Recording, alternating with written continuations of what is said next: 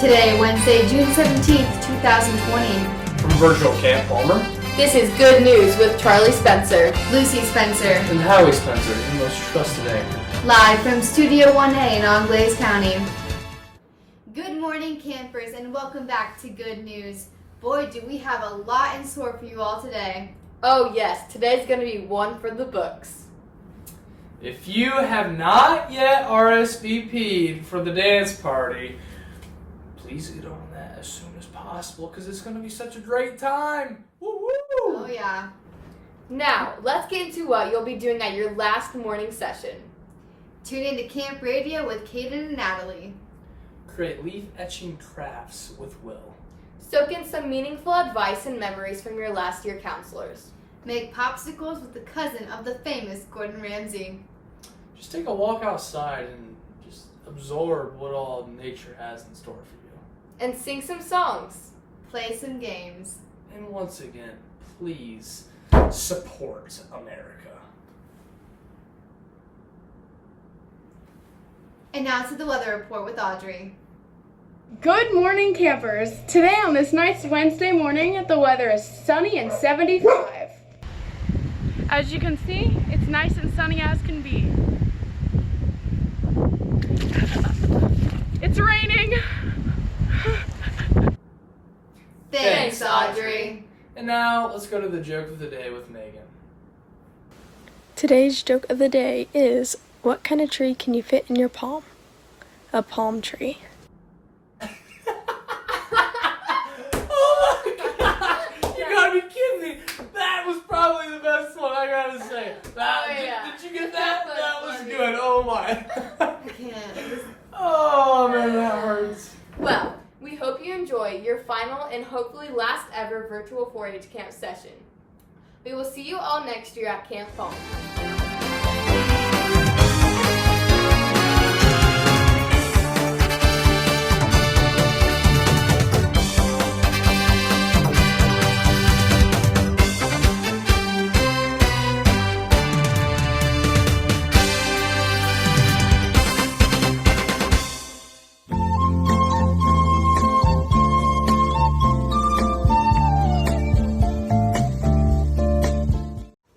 Hi campers, Natalie here, And I'm Caden.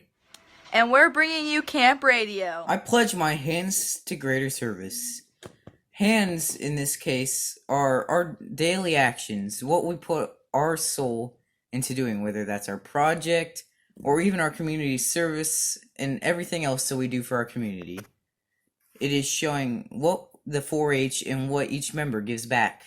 We'll also be talking about the fourth H, health. A member's health is very important to further improve their community and the world, which also helps the future generations of 4-Hers. That's all for Camp Radio, guys. We hope to see you next year. Bye.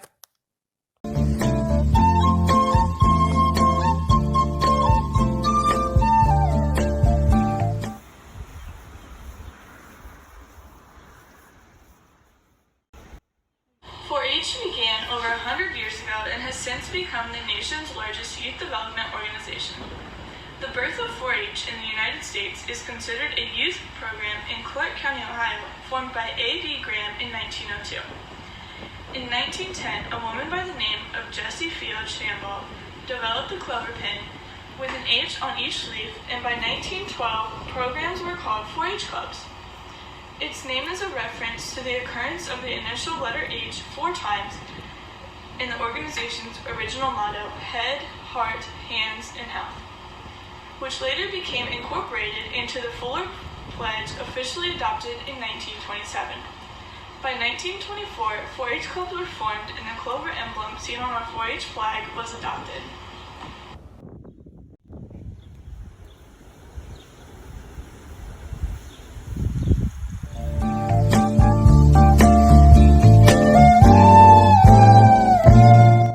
My favorite memories about camp is nature and learning about how we have all these cool creatures in the world around us.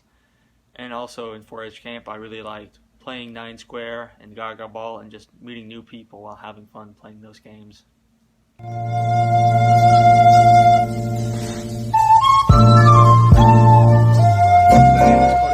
Paracord bracelet. Now, they can hold up to 500 pounds, because it's for survival. Anyways, the way you start it is you tie it to how elevate your wrist is. And then, to start off, you make a 4, like that. You put it underneath and through. And make sure that it's straight. And then you pull on both sides as hard as you can. And then once that's done, you do it to the other side. Make 4. And then you push that side under.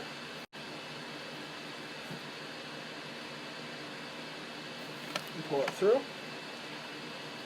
And then you pull. And then after you do that, you'll be able to start to see a loop here. So that now means that the loop is on the side you put the 4 on. So when you put the 4 there and you pull through here, the loop that you saw on the other side will now be here. So then after you do that, and you just follow that pattern until you get to the end.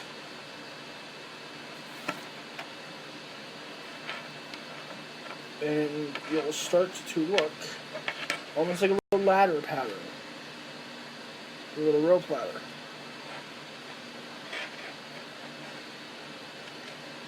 Just keep doing that until you get to the end. And when you're at the end, you cut the ends off. And after you cut the ends off, you have your parents help you, and you light the end of it, and you melt it, and it will look like this. It starts to look like this. In the end, it will be all melted to the end, so you'll not be able, and you won't have all the strings hanging out. And that's how it looks when you're done. And when you're done, you'll have a full bracelet.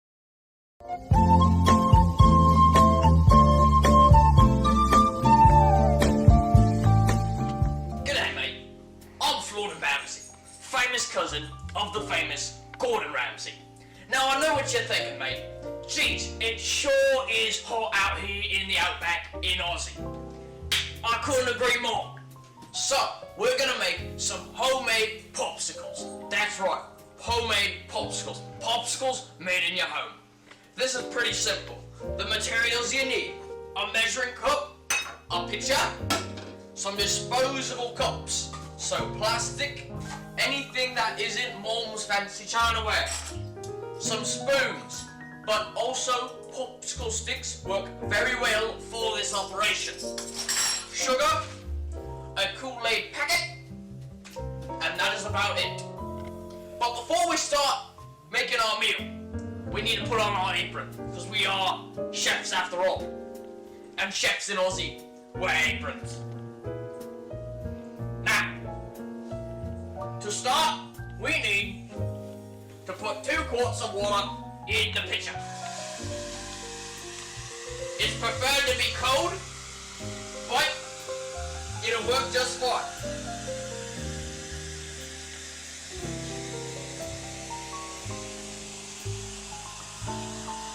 Righty-o.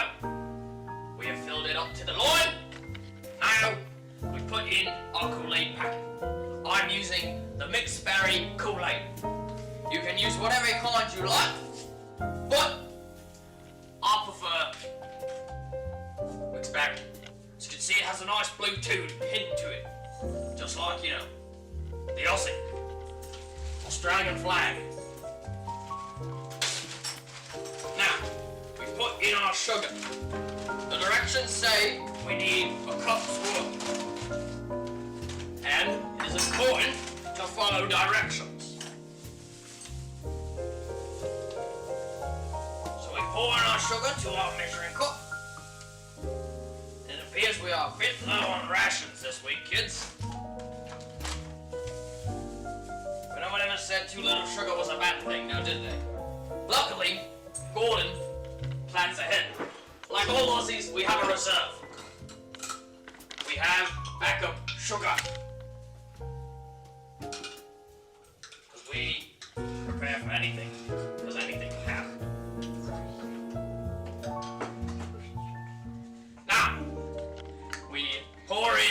sugar. Now you might say that's a lot, and it is. So you got to put the lid on your pitcher, give it a good stir, churn and butter, back at Mom's house. Oh, you don't want to go too violently in case it's churn the Kool-Aid spits you back in your eyes, whips you like a snake. That ain't a good sign. So I like to take it nice and easy, nice and easy, nice and easy. When you think it's about diluted enough, you can turn the lid, make it open, easy to pour. Get your disposable cups, and you pour it about halfway.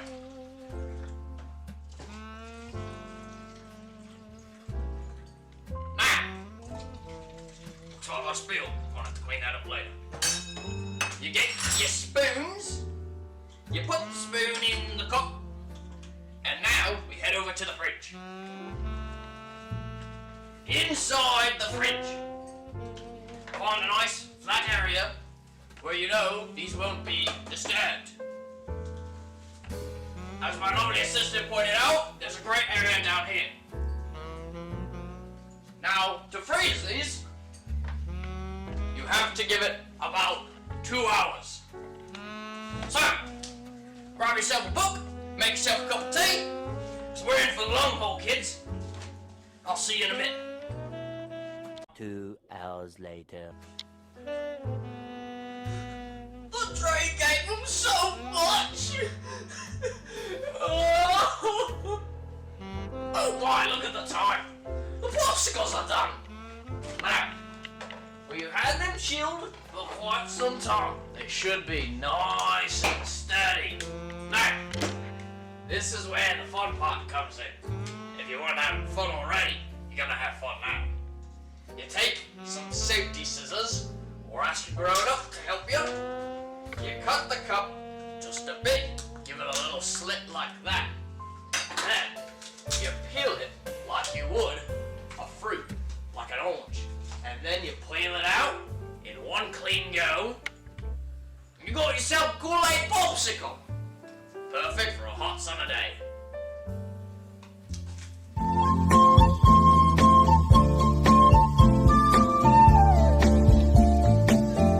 Repeat after me song. And do as I do song. Well, I ran around the corner and I ran around the block and I ran right into the donut shop. Ooh! Well, I picked up the donut and I wiped off the grease and I handed the lady a 5-cent piece. Well, she looked at the nickel, then she looked at me and she said, "This nickel is no good, you see, there's a hole in the middle and it goes right through."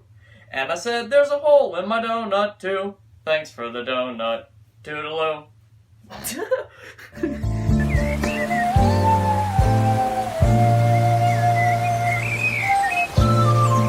Hey campers, it's Leah. So today for nature, I'm going to be explaining 4-leaf clovers and how rare they are. So it turns out of every 10,000 clovers, only one of them has 4 leaves. So I spent about 45 minutes to an hour in my yard searching for a 4-leaf clover. Soon enough, I found one. And turns out the 4th leaf is actually a genetic mutation, which means that it can be passed down through the clover plants. So when you find one 4-leaf clover, you're more likely to find another one. So I found 2 here today. Have fun clover hunting.